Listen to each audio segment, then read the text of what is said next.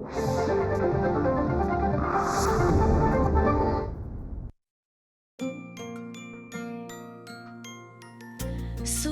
बोलती शब्दांशी शब्द पाहती रंग स्वरांचे रूप नवे साकारू नये मैत्र से हे ताल सुरांचे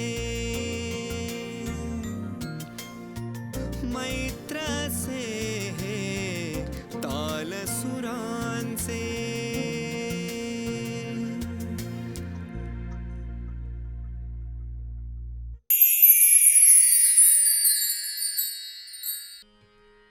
मोही बहाउद्दीन डागर. ध्रुपद परंपरा रोशन करणारं आताच्या काळातलं एक आदरणीय नाव. वयाच्या 7व्या वर्षापासून आई प्रमिला डांगे यांच्याकडून त्यांनी सतारीचे धडे घेतले. 3 वर्षाचं सतारीचं प्राथमिक शिक्षण पूर्ण झाल्यानंतर सुरबहार शिकण्याची संधी त्यांना मिळाली. आणि मग त्यानंतर रुद्रवीणा वादनाच्या क्षेत्रात ऋषितुल्य असलेलं व्यक्तिमत्व म्हणजे त्यांचे पिता उस्ताद जिया मोहिनुद्दीन डागर यांच्याकडून रुद्रवीणा वादनाचं शिक्षण सुरू झालं. आयुष्य घडण्याच्या काळात साक्षात प्रत्यक्ष माता पित्याकडून संगीत शिकायला मिळण्याचं दुर्मिळ भाग्य मोही बहाउद्दीन डागर यांना मिळालं. ही पुंजी पुढे आयुष्यभर वाढतच राहिली आणि कितीही खर्च केली तरी दुगनी चौगुनी होत राहिली. 1990 साली त्यांना लखनपाल फाउंडेशनची शिष्यवृत्ती मिळाली. संगीत क्षेत्रातला स्वतःचा तेजपुंज ठसा वयाच्या फक्त 20व्या वर्षी त्यांनी उमटवला होता. तो पुढच्या वाटचालीत अधिकाधिक ठळकच होत राहिला. त्यांचे काका उस्ताद जिया फरीदुद्दीन डागर भारतातले सुप्रसिद्ध शास्त्रीय गायक. त्यांच्याकडून त्यांना शास्त्रीय गायन शिकण्याची ही संधी पुढे मिळाली.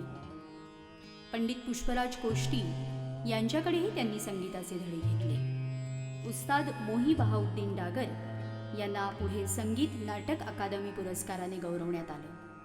आणखीही अनेक पुरस्कार त्यांना मिळाले. पण या पुरस्कारांपासून आणि प्रसिद्धीच्या झगमगीत वलयापासून निरंतर दूर राहून उस्ताद मोही बहाउद्दीन डागर यांनी महाराष्ट्रातल्या पळसपे इथं एक गुरुकुल उभं केलं आहे. या गुरुकुलात आपल्या शिष्यांसोबत संगीत शिक्षणात ते रममाण असतात आणि ध्रुपद या संगीत प्रकाराचा आत्मा असलेलं अध्यात्मवलय अधिकाधिक तेजोमय करत असतात. उस्ताद मोही बहाउद्दीन डागर.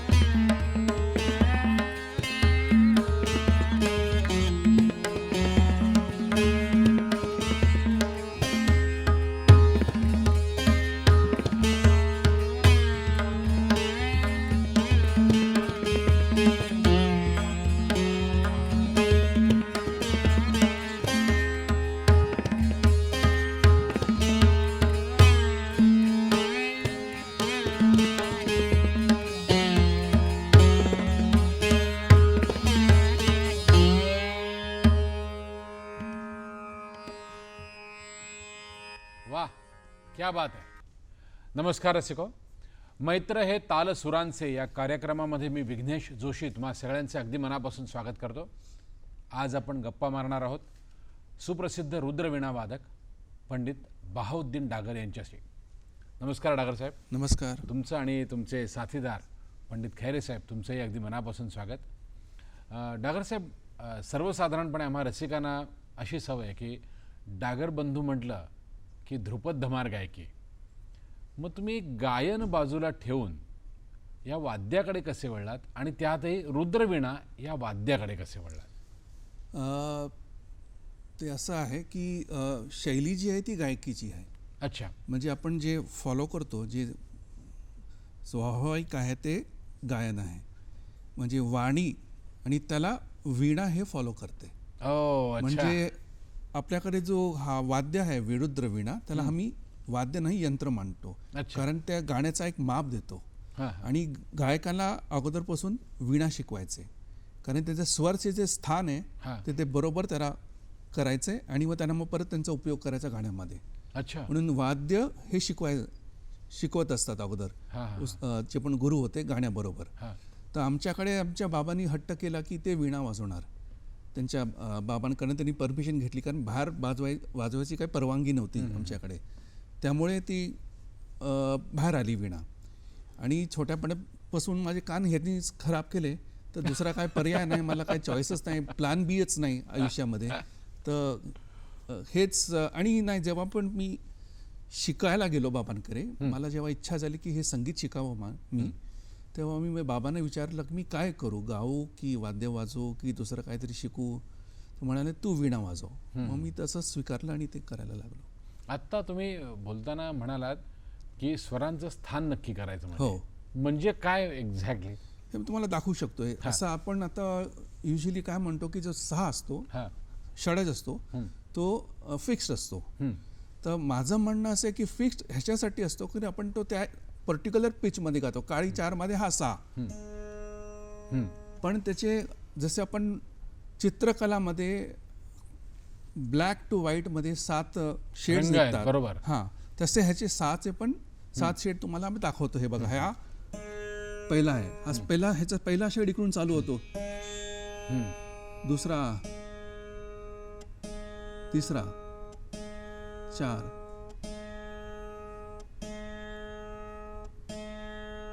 हा स्पेक्ट्रम आहे चा. तर आता मी असं सांगितलं, आता हा ह्याच्यामध्ये अहिर भैरव मध्ये घेतला. आता मालकोच मध्ये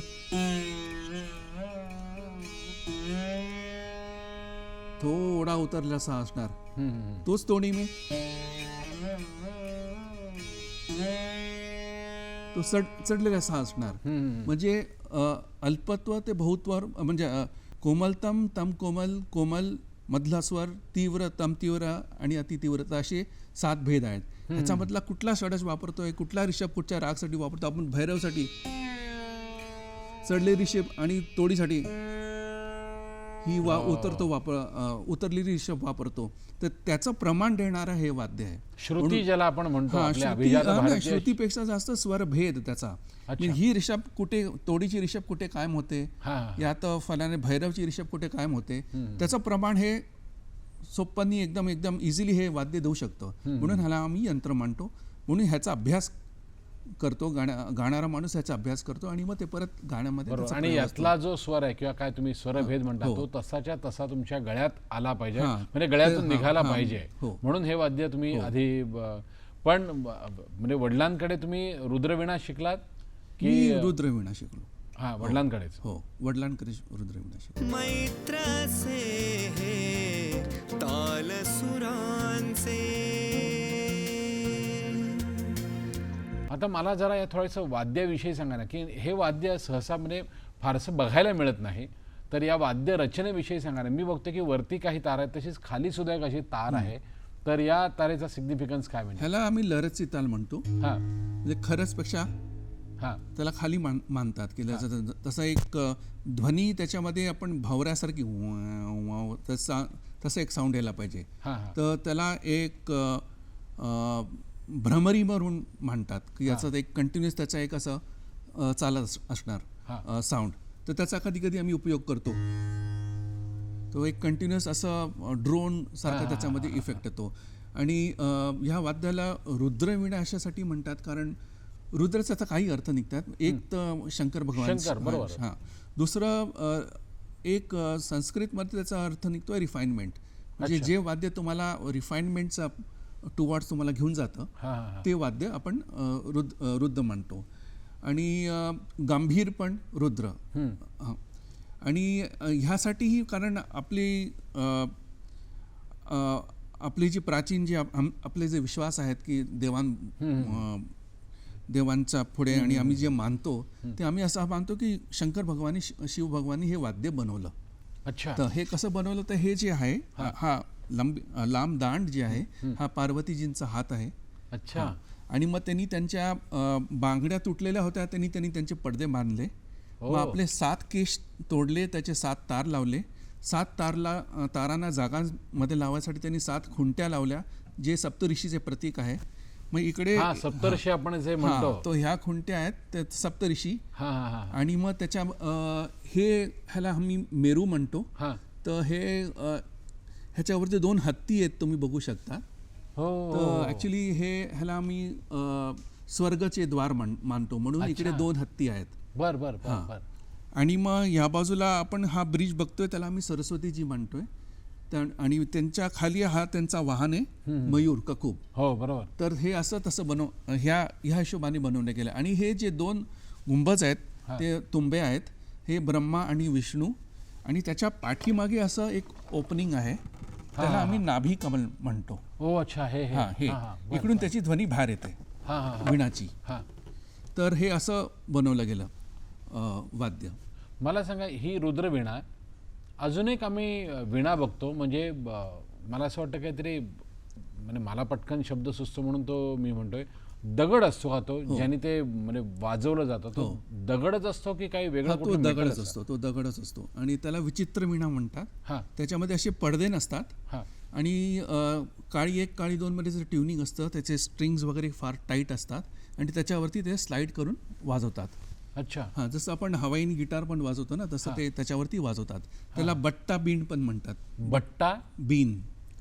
अच्छा. बीन हे मला वाटतं राजस्थानी वाद्य आहे का? नाही, बीन म्हणजे असं अपभ्रंश वीणाचं, वीणा बीना तसं, त्या हिशोबाने. आता तुम्ही म्हणाल की ते काळी 1 काळी 2, आणि मगाशी या वाद्याविषयी बोलताना काळी 4, म्हणजे हा फरक काय आहे वाद्यांचा? फरक ह्याच्यामुळे की हे जे ह्याचं मेजरमेंट आहे मेरूमध्ये आणि ब्रिजमध्ये, ते डिसाईड करते की तुमचं वाद्याचं पिच काय असणार. अच्छा. ते सितारमध्ये वेगळं आहे, गिटारमध्ये वेगळं आहे. तर सितारमध्ये सी शार्प डी आहे, काळी 1 काळी 2 आहे. बट्टा बीनमध्ये तसं आहे. तानपुरामध्ये पण असे जेंट्स तानपूर तुम्ही पाहिले ते थोडे मोठे असतात. हो बरोबर. तर मग ते सी म्हणजे काळी 1 ते काळी 3 पर्यंत जातात. आणि मग लेडीज तानपुरे थोडे छोटे असतात, तर ते काळी 4 काळी 5 तसं ते जाणार. तर ते हा जो डिस्टन्स आहे मेरू तो ब्रिज, तो डिसाइडिंग फॅक्टर आहे, तो किती पाहिजे आपल्याला. आणि त्या हिशोबाने कुठचा पिच इन्स्ट्रुमेंट, त्या कुठच्या पिचमध्ये जाऊन तो इन्स्ट्रुमेंट बसणार ते डिसाईड होणार. अच्छा. बरं, आता मला सांगा, वडिलांकडे तुमच्या शिक्षणाची खऱ्या अर्थाने सुरुवात कशी झाली? ते फार कठीण आहे सांगणं, कारण माझं आयुष्यच एका वातावरणामध्ये गेलं जिकडे संगीत होतं नेहमी. हो बरोबर. तो छोट्यापणापासून मला बरंच ऐकायला मिळालं. म्हणजे मला असं नाही सांगत की मला खूप आवडत होतो, मला आवडायचंही नाही, कंटाळायचा मला कधी कधी. कारण आता तुम्ही ऐकलं की सगळ्यांनाच कंटाळा येतो सुरुवातीला.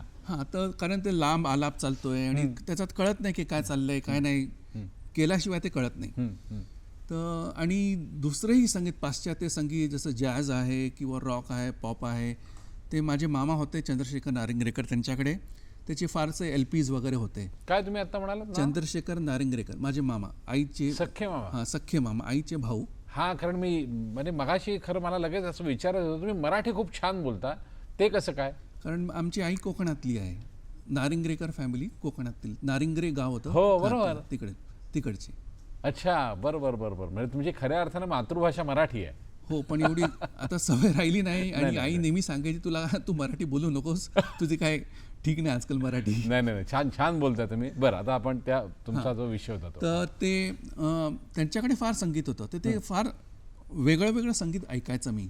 आणि ऐकता ऐकता माझी एक संगीताची एक जर्नी चालू झाली. तर मी असे बीजीज पासून ईगल्स ऐकता ऐकता मायकल जॅक्सन ऐकता ऐकता हळूहळू वेस्टर्न क्लासिकल, बाक, बेथोवन हे ऐकता ऐकता सडनली मी ठुमरीवरती आलो. अच्छा. हां, ठुमरी मला खूप ऐकू, रसुलनबाई वगैरे ऐकायचं मला आवडायचं. हळूहळू मग वळता वळता मी ख्यालकडे आलो. आणि मला तेव्हा गंगूबाई हंगलजी होत्या, मनसूरजी होते, किराणा हां, ते मला किशोरीजी होत्या, हे मी ऐकायचं. निखिल बॅनर्जी होते. आणि मग त्याबरोबर माझ्या कॉलेजमध्ये काही मित्र होते, साऊथ इंडियन मित्र होते, तामिळनाडूचे होते, ते दोरेस्वामी अय्यंगार, DK पट्टमल, MS सुब्बलक्ष्मी असंही आहे मला ऐकायला मिळालं. आणि हळूहळू मला एक काल असा आला की मी बाबांबरोबर गेलो 86मध्ये अमेरिका टूरसाठी, फेस्टिवल इंडियासाठी. अच्छा. आणि मी तानपुरा वाजवलं त्यांच्या पाठीमागे 3 महिने. आणि मला तिकडे काहीतरी एक परिवर्तन झालं. तर तिकडून आल्यानंतर मी म्हणालो की मला शिकायचं आहे, मला हे संगीत आवडतं आणि मला आवडायला लागलं आहे आणि मला हे प्रयत्न करायचं शिकायचं. तर बाबा म्हणाले ठीक आहे, तो मी तुला शिकवायला चालू करतो.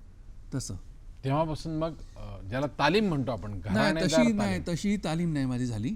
हां, कारण मी 16 वर्षाचा होतो आणि तरी मी फार रॉक म्युझिक पण ऐकत होतो, हे पण करत होतो, ते पण करत होतो. मला डिझायनिंगमध्ये, चित्रकलामध्ये इंटरेस्ट होती.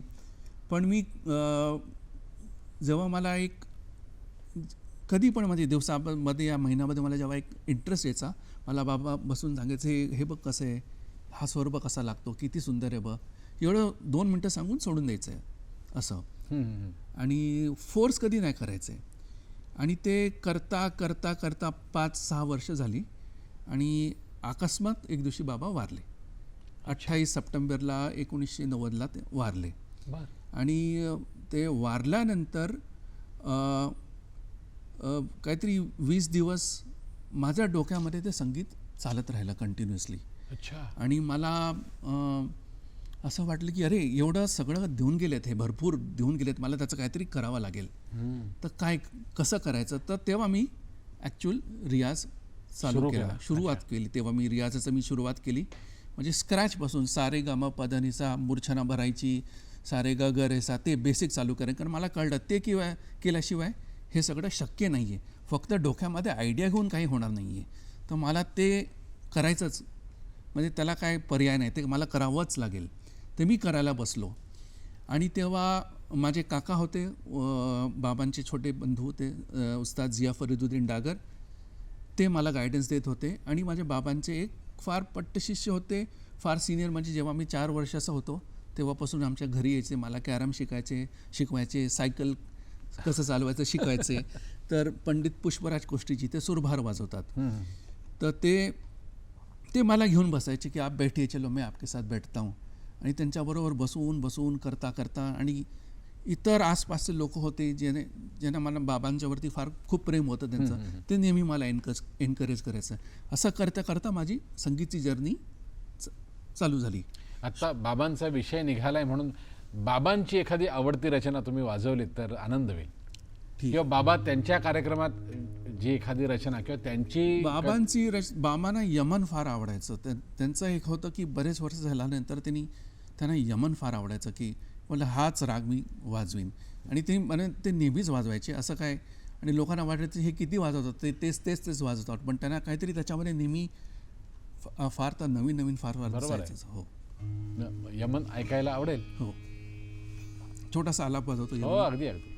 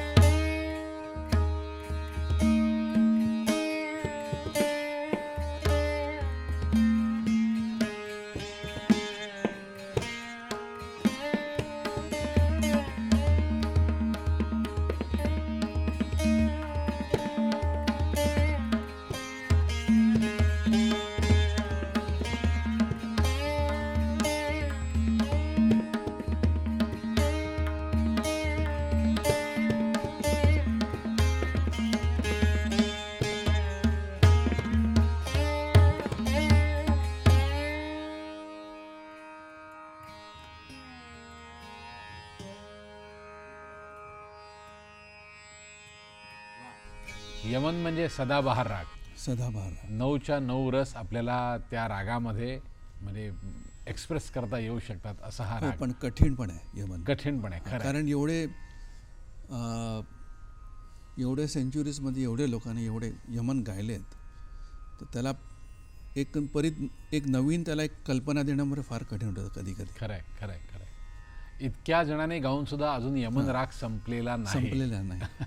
मैत्राचे हे ताल सुरांचे. बरं, मला तुमच्या गुरुकुलाविषयी सांगा ना. मला वाटतं पनवेलच्या जवळच तुमचं गुरुकुल आहे. पळसपे गावाला लागून गुरुकुल आहे आमचं. बाबांनी 1982 मध्ये ते बनवलं होतं. हां. ते अमेरिकाला होते आणि त्यांना वाटलं की मला परत देशामध्ये परत यायचं आहे आणि इकडेच मला शिकवायचं आहे आणि मुलांना इकडे शिकवायचं आहे. तर तिकडची जी पुंजी होती त्यांनी जमा करून हे गुरुकुल त्यांनी बांधलं. अच्छा. आणि स्वतः जागा घेतली, घर बांधलं आणि 82पासून त्यांनी 84पासून हळूहळू तिकडे सॅटर्डे संडे जायचे ते. आणि ते जसे हे उदय भवाळकर होते किंवा मिलिंद नाफडे होते, पुष्पराजजी होते, ह्यांना बसून तिकडे शिकवायचे पळसप्याला. आणि अजूनही ते गुरुकुल जसं तुमचे बाबा चालवत होते तसंच चालू आहे. हो, तसंच चालू आहे आता. आता म्हणजे तुम्ही पळसप्यालाच असता? मी पळसप्यालाच राहतो आता. 8 वर्ष 10 वर्ष तुम्ही तिकडेच आहे. बरं. तिकडे मुलं माझ्या बरोबर राहतात. हां. 4-4, 5-5 वर्षासाठी येतात, राहतात बरोबर. हां. शिकतात. अच्छा. हो. तुम्हाला असं जाणवतं का की म्हणजे शास्त्रीय संगीत म्हणजे कंठसंगीत गाणारे विद्यार्थी आणि हे वाद्य वाजवणारे विद्यार्थी यामध्ये खूप तफावत आहे असं तुम्हाला जाणवतं? म्हणजे या वाद्याकडे येणारे कमी आहेत. त्याचं काय कारण असावं? काय कारण आता बघा ना, हे आलापचारी वगैरे हे म्हणजे ही इंटरेस्टिंग गोष्ट आहे. हे असं जास्त फार एंटरटेनिंग नाही आहे. आपण ऐकावं की युजली काय होतं, वय गेला की माणसाला वाटतं की आपण थोडं काहीतरी शांत संगीत ऐकावं. पण ते जवानीची जी एनर्जी असते त्यांना वाटते हे पण करू, ते पण करू आणि असं पण करू आणि तसं पण करू आणि नंतर पैसे पण कमवायचे असतात आणि मुलींना लग्न पण करायचं असतं आणि सगळे प्रेशर असतात. पण आत्ता आय थिंक रिसेंटली मला वाटतं फार काही बदलले आहे. हे यूट्यूब आणि हे सगळे जे चॅनल्स आहेत त्याच्यामुळे लोक शिकायला येतात. आता कालच मी ज्योती हेगडे करून एक बाई आहेत जे वीणा वाजवतात, हुबळीजवळ राहतात, त्यांच्याशीच काल बोलणी चालत होते. त्यांच्याकडे आता 17 स्टुडंट्स आहेत वीणासाठी. अच्छा. हां. इकडे मुंबईमध्ये सुवीर मिश्रा आहेत, त्यांच्याकडे 12-15 स्टुडंट्स आहेत शिकण्यासाठी. माझ्याकडे 5-6 स्टुडंट्स आहेत. आता ह्याचा दौर बदलला आहे आणि फार अगोदर जसं एक त्रास होता वीणा वादकांना की कोणी शागिर्द मिळत नाही आणि कोणी शिकायला येत नाही. आता हे चित्र बदलत चाललंय आता आणि फार क्विकली बदलते ते आता. मला सांगा, या वाद्याचा म्हणजे चित्रपट सृष्टीत कितपत वापर झालेला आहे अशी काही तुम्हाला उदाहरणं देता येतील का? एक मला एवढं आठवते की जेव्हा माझे बाबा नवीन आले तेव्हा ते झनक झनक पाहायला बाजेमध्ये एक बीनचा एक पीस आहे, तो माझ्या बाबांनी वाजवला होता. हो. हां. तेवढा एक छोटासा, त्याची झलक तुम्हाला? नाही, मला आता आठवत नाही, पण ते एक छोटासा पीस आहे. त्याच्यामध्ये ते वीणा वाजवतात आणि तेव्हा तो त्यांनी पीस वाजवला तेवढाच आहे. आणखीन त्याच्याऐवजी मला नाही वाटत रुद्रवीणा आणखीन शंकराचार्याच्या वरती जी फिल्म बनली होती त्याच्यामध्ये त्यांनी काहीतरी वीणाचे पीसेस वगैरे रेकॉर्ड करून घेतले होते. आणि त्याऐवजी जे पॅरलल सिनेमा म्हणतो, जसे श्याम बेनेगल आहेत, कुमार सानी आहे, आणि मणिकॉल आहेत, ह्यांनी रुद्रवीणा काफी म्हणजे बऱ्यापैकी संगीतामध्ये त्यांनी बऱ्यापैकी त्याचा वापर केला आहे. पण असं मेन स्ट्रीम मध्ये असं रुद्रवीणा एवढं ऐकू येत. म्हणजे जेवढं आपण हिंदी सिनेमा संगीत असेल किंवा कुठल्याही सिनेमा संगीतामध्ये जेवढा वापर सतार या वाद्याचा केला आहे तेवढा या वाद्याचा वापर केला गेला नाही. सताराला एकदम एक भयंकर स्फूर्ती आहे हरणासारखी. तर त्याला तिकडे वापरा, तिकडे वापरा, एक कलर त्याच्यामध्ये बनवा. कारण जेव्हा आपण फिल्म बनवतो ना, तर ते एक त्याचं मेजरमेंट वेगळं असतं. तुम्ही त्याला ॲज म्युझिक बघू नाही शकत. त्याला थोडासा कमर्शियल अँगल असतो त्यामध्ये. नाही, कमर्शियल ना, ते त्या पिक्चर बरोबर जायला पाहिजे ते संगीत. तर त्याला असं बदला, तसं बदला, आम्हाला फास्ट पाहिजे, इकडे स्लो पाहिजे. तर तिकडे आम्ही जास्त रागदारी वगैरे विचार करत नाही. आणि जेवढे वीणा वाजवणारे आहेत त्यांना जास्त रागदारीमध्ये राहायची बरोबर आहे. त्यांना एक म्हणजे त्यांचे थोडंसं अंतर्मुख करणारा वाद्य आहे असं म्हटलं तर चुकीचं त्यांना ठरलं. ते तेवढं बाहेर जाणार नाही ते. मी असं एवढा बाहेर जाणार नाही की मला, कारण मला ह्याच्यामध्ये आनंद मिळतो. तर आणि त्याची एक परंपरा आहे, आम्हाला ती परंपरा ठेवायची, म्हणून जास्त त्याला एक लाईनच्या पुढे त्याचं उल्लंघन थोडंसं आपण म्हणतो कुंपण घालून घेतल्यासारखं हो आहे. तसं आहे. मगाशी तुम्ही बोलताना लक्ष्मण रेषा आहे त्याला. हा बरोबर. मगाशी तुम्ही बोलताना ठुमरीचा उल्लेख केला होता की तुम्हाला ठुमरी, तर असा कधी प्रयोग केला की या वाद्यावर आपण जी नाही, मी तसा काही प्रयोग नाही केला आहे, कारण हे सरस्वतीचं वाद्य आहे आणि ह्याची खासियत काय आहे ते ठेवण्यासाठी मग त्याच्यावरती ठुमरी किंवा भजनं किंवा इव्हन नॅशनल अँथम असं मी वाजवत नाही, कारण एक आयडेंटिटी आहे त्या वाद्याची. आणि आम्ही आज बाय चान्स हे वाजवायला लागलं, वाजवू शकतो असं काही नाही, पण उद्या जाऊन कोणी विचारलं की ह्या वाद्यावरती काय वाजतं आणि बाय चान्स हे वाद्य एकदम दुर्लभ झालं तर कोणाला काय मिळणार नाही की हे वाद्यावरती ॲक्च्युली काय वाजतं. आणि आपली जी परंपरा आहे ती आपण दाखवू शकणार नाही की हिंदुस्थानाची परंपरा आहे मध्ये हे वाद्य येतं आणि त्या वाद्यामध्ये त्या परंपराच्या अनुसार काय वाजवलं जातं आणि त्याचे काय काय आहे ते क्लासिफिकेशन होऊ नाही शकणार, मग हे काहीतरी भलतंच होणार ते. अच्छा. हां. पण आता सर्वसाधारण म्हणजे जेव्हा तुम्ही एखादा कार्यक्रम करता 2 तासाचा तुमची स्वतंत्र मैफिल असते, त्यावेळी मग तुमच्या त्या मैफिलीची काय म्हणतो आपण त्याला प्लॅनिंग कसं काय असतं तुमचं, की आधी एखाद्या शास्त्रीय संगीताला राग वाजवला, मग काही ठुमरी वाजवली? अजिबात नाही, जे येतं जसं येतं तसंच वाजवायचं. माझं असं म्हणणे की मी लोकांचा समोर वाजवतो, लोकांसाठी वाजवत नाही. अरे वा. कारण आपण सगळेच म्हणतो की संगीत जे आहे हे एक दैव्य काहीतरी आहे त्याच्यामध्ये, आपण एक प्रार्थना आहे.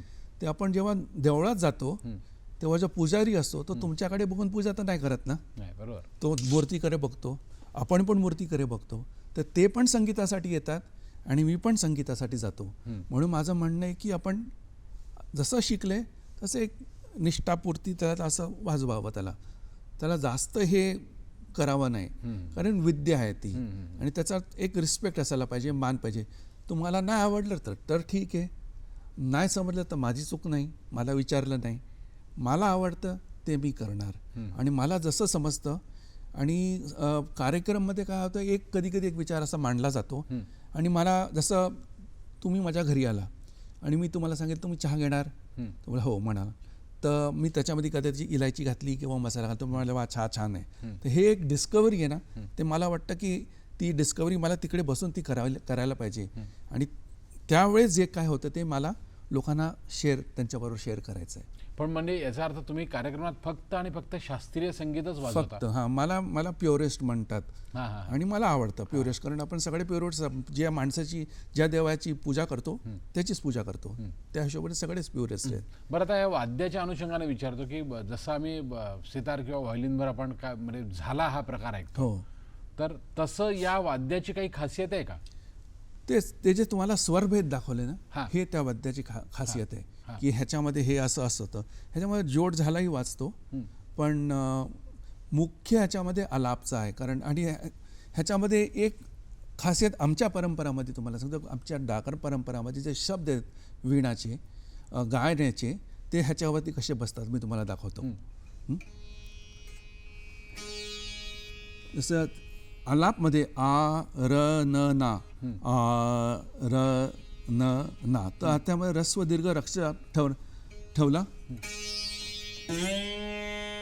आ,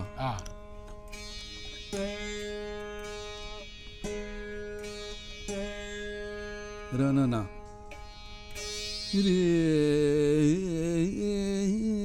नो,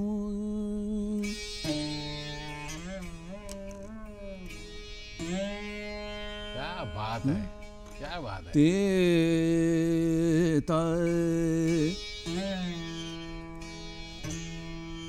रा ना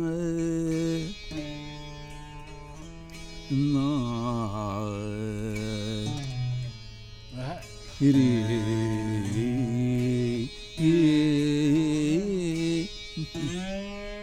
नो. तर हे त्याचे शब्द आम्ही वीणावरती वाजवतो गाण्याचे, आणि हे शब्द जे टायमिंग कसे होते, हे कुठे शब्द कापायचा, ह्याला किती वेळ ठेवायचा, ह्याचा एक अभ्यास वीणावरती होतो आणि मग परत तो गाणारा परत घेतो. अच्छा. आता मी थोडंसं ना साथीच्या अनुषंगाने विचारतो की ध्रुपद धमार गायकी म्हणजे पखवाज हा एक अविभाज्य भाग आहे. हो. तसंच या वाद्याच्या म्हणजे तुम्ही जेव्हा वादन करतात त्यावेळी समजा इथे तर पखवाज नसतात, तबला असता, तर तुम्हाला चालला असता का? पारंपरिक दृष्टीने आम्ही पखावाजच वापरतो, कारण गणेश वाद्य आहे, एवढाच प्राचीन आहे, ह्याच्यापेक्षा जास्त प्राचीन आहे. अच्छा. तेव्हा तबला नव्हताच आणि तबल्यावरती तशी आस नाही आहे जशा ह्याच्यामध्ये असते. आणि एक नाद येतं पखावाचा जो वेगळा आहे, जो वीणाबरोबर मिळतो. हा, बरोबर आहे. म्हणून म्हणजे या वाद्याशी खऱ्या अर्थाने त्याची एक तसं एक स्वरांचा जो मिलाप असतो तो होऊ शकतो. हो. म्हणून पखवाज हेच वाद्य तुम्ही साथीसाठी घेता. आणि आता तुम्ही पाहिलं की आम्ही बराच विलंबित वाजवतो, तर तेवढ्या विलंबाचं म्हणजे ना ना तीट वगैरे तबल्यावरती करावं लागतं. इकडे एक 10 वाजवलं की त्याचा आस बरोबर राहते. आणि तो पखावाचा आस जो तानपोरामध्ये जाऊन मिळतो आणि तानपोरामधनं आम्ही तो ऐकतो, तानपोरा ऐकतो आणि इकडे इम्प्रोव्हायझेशन होतं. तर आम्ही सहजात पखावाज सोडून ॲट द मोस्ट मी तबला हे जोडी घेतली आहे, जे पंजाबमध्ये वाजवतात. ते तबला असतो एका बाजूला, दुसऱ्या बाजूला डग्गा पखावासारखा असतो. त्याच्यावरती आटा लावतात आणि ते त्यांचं वाजवायचं असं टाळी वगैरे बरोबर ते वाजवतात. पण ते जास्त थोडं मॅच होतं आफ्टर पखावाज.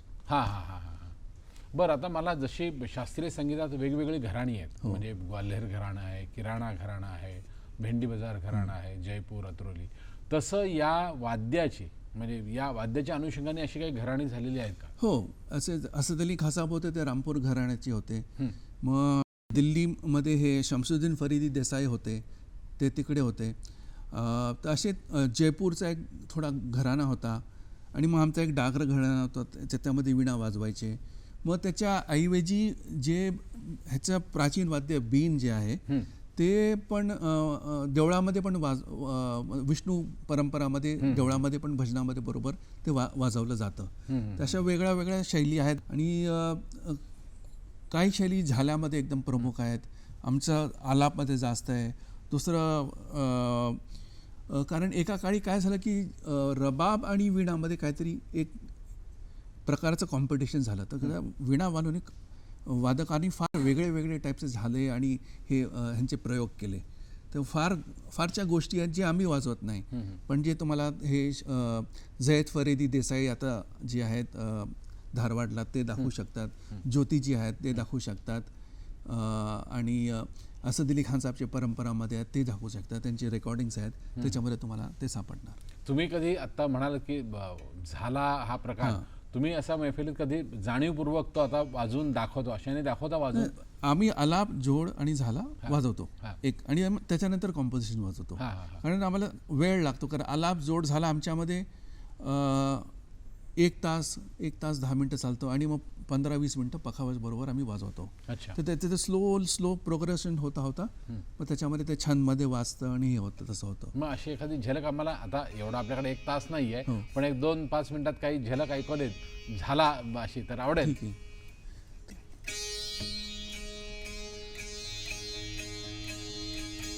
ते पण शब्दामध्ये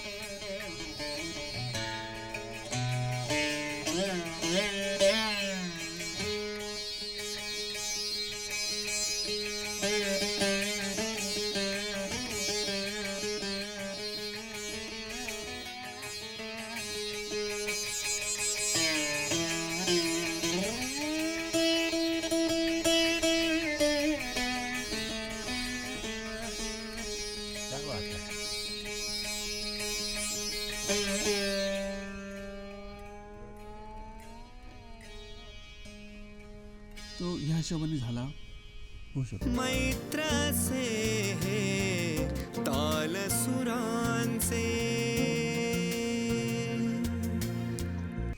मगाशी तुम्ही बोलताना असं म्हणाला होतात की तुम्ही पाश्चिमात्य संगीत सुद्धा पुष्कळ ऐकलं. हो. आता पाश्चिमात्य वाद्य जर का आपण विचार केला तर ते व्हायोलिन म्हणजे हां, ते हे तंतुवाद्य आहे, हेही तंतुवाद्य हार्मोनियम आहे. ही हां हार्मोनियम ही फ्रान्सहून आला आपल्याकडे. हां नाही हे वाद्य हो. आणि व्हायोलिन ही तंतुवाद्य आहेत, पण ते पाश्चिमात्याशी जास्त निगडित आहे. हो. आणि हे आपले अभिजात भारतीय शास्त्रीय संगीत म्हणतो त्याच्याशी निगडित आहे. पण तुम्ही ते गाणं खूप ऐकले पाश्चिमात्य संगीत, तर ते संगीत कुठेतरी या वाद्यावर आपण वाजवायचा प्रयत्न करूया असा काही तुम्ही वेगळा विचार केलाय का? ती चूक करू नाही शकत मी. कारण हे असं आहे ना, संगीत म्हणजे अनुभूती आहे आणि आपल्याला वाटतो की आपण वाजवतोय, पण जेव्हा सरस्वतींची कृपा होते तेव्हा आपल्या हातात ते घडतं. खरं आहे, अगदी खरं आहे. तर तिचा वरद हस्त हो. असल्याशिवाय काहीही होत तर नाही. मला तर भीती वाटते ते हे सगळी गोष्टी करायला खरं. कारण माहिती आहे की असं काहीतरी केलं आणि कदाचित ते नाराज झाल्या ते आयुष्यभर हे वाजणार नाही. हो. ते रिस्क मला घ्यायची नाही. काय श्रद्धा आहे हो. अशी श्रद्धा पाहिजे. अशी श्रद्धा असली की हे वाद्य आपोआप बोलतं असं मला वाटतं. तुमचा फक्त हात तिथे जाणं गरजेचं असतं, बाकी सगळी सरस्वती म्हणजे जे काही करायचं असतं ते सरस्वती करत असते. तुमच्यासारखे म्हणजे जेव्हा बुजुर्ग कलाकार असं काही अध्यात्माशी निगडीत बोलतात ना, तेव्हा खरंच असं वाटतं की या वाद्यातनंच खरं आपण त्या संगीत कलेची किंवा संगीत देवतेची पूजा करत असतो. एक छोटासा प्रश्न असा मला विचारायचा आहे की थोडासा व्यावसायिक प्रश्न म्हणजे की संपूर्ण वेळ हे वाद्य आपण व्यवसाय म्हणून स्वीकारणं याविषयी तुम्ही सांगितलं तर आवडेल की हा म्हणजे मी व्यवसाय म्हणतोय, धंदेवाईक वगैरे असं मला म्हणायचं नाही, की पोटापाण्याचा हा व्यवसाय होऊ शकतो का हे वाद्य? माझे बाबा नेहमी म्हणायचे की जो माणूस सरस्वतीची पूजा करतो त्याला म्हणजे ते असं म्हणायचे की कम मिलेगा लेकिन कमी कमी नाही होगी. म्हणजे कमी मिळेल पण ते त्याला कधी कसल्याही गोष्टी त्याला कमी नाही पडणार आणि जेवणाची कधी कमी पडणार नाही. अरे वा. तर बोले तुला हे अगर करायचं आहे, ते मला त्यांनी असं सांगितलं होतं की तुला हे एखाद्या वेळ वाद्य वाजवायचे, ही परंपरा चालवायची, तर तुला प्रोग्राम नाही मिळणार, तुला पैसे नाही मिळणार, तुला कोण ओळखणार नाही. आता करायचं आहे का? तुम्ही म्हणाला हो करायचं आहे. बोले तर ह्याच्याबरोबर वेळ कसा करायचा आणि ह्याला कसं समजायचं ते मी तुला समजवतो. बाकी मी तुला काही गॅरंटी देत नाही, पण जेवणाची प्रॉब्लेम नाही होईल एवढी मी तुला गॅरंटी देतो. अच्छा. तो ह्याला व्यवसाय म्हणून करायचा हे माझा कधी विचार नव्हता, ते होत गेलं. आणि पण आता तुमच्याकडे गुरुकुलात जे विद्यार्थी शिकायला येतात त्यांना पण मी तेच सांगतो की तुम्ही माझ्याबरोबरच 5 वर्ष बसा, त्याचं जे होतं ते आपण बघूया. मी तुम्हाला प्रॉमिस करत नाही, कारण ते जो गुरु असतो ना हा फक्त मार्गदर्शक असतो. तो कोणाला बनवू शकत नाही. बरोबर. घोड्याला तुम्ही पाण्याकडे घेऊन त्याला सांगू नाही शकत तो पाणी पी. त्याला ती तहान पाहिजे आणि त्याला करायची इच्छा पाहिजे. आणि थोडं बसून जेवढं आम्हाला होऊ शकतं आम्ही समजवतो की हे असं कर असं कर असं कर. पण माझ्या मनात हेच असतं की हा शिकायला आला की ह्यानी वाजवायला पाहिजे. 2 गोष्ट आहे, या तर ह्यानी तो कदाचित प्रोग्राम करेल, नाही तर ह्याला तो शिकवेल चांगल्यापैकी, नाही तर त्याचे कान तरी तयार होतील. त्याच्यामुळे जे एक वातावरण राहील संगीताचं आणि कोणीतरी काहीतरी चुका करेल तर त्याला धरून ठेवेल की हे असं करू नकोस, हे असं गलत आहे करायला. तर त्या परंपराची एक प्युरिटी त्याच्यामुळे राहील. मला असं वाटतं तुम्ही जे सांगताय ना त्यावरून मला असं म्हणावं असं वाटतं की हे वाद्य खऱ्या अर्थाने म्हणजे चित्त शुद्धी करण्याचं वाद्य आहे. म्हणजे तुम्ही आज किती स्वतःला बघता त्यावर तुमची प्युरिटी अवलंबून असते आणि ती हळूहळू ती वाढत जाते असं मला वाटतं. डागर साहेब, आज तुम्ही इथे आलात आणि छान गप्पा मारल्यात. मुळात हे एक वेगळं वाद्य आज आमच्या सर्व रसिक प्रेक्षकांना बघायला मिळालं आणि हे खरं तर आपलं मूळ वाद्य असं आपण म्हटलं तरी म्हणजे वावगं ठरू नये. तर आजच्या आपल्या या गप्पांची सांगता तुमच्या वादनाने व्हावी अशी इच्छा आहे. तर आमच्या सर्व रसिक प्रेक्षकांसाठी कुठला राग वाजवणार आणि मग काय तुमचा आलाप जोड झाला जे काही असेल ते तर त्यांनी केलीच सांगितलं तर आनंद होईल.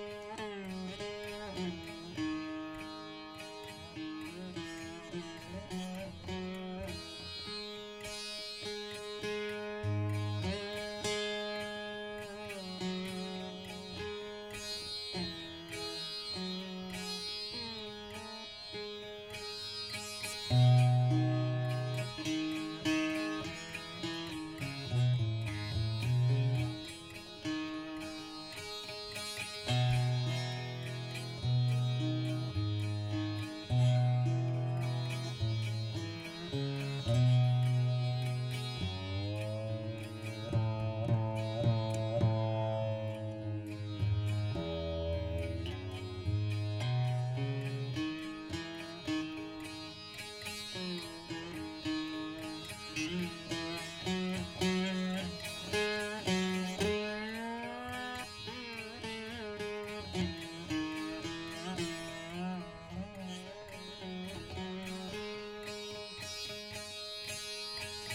you.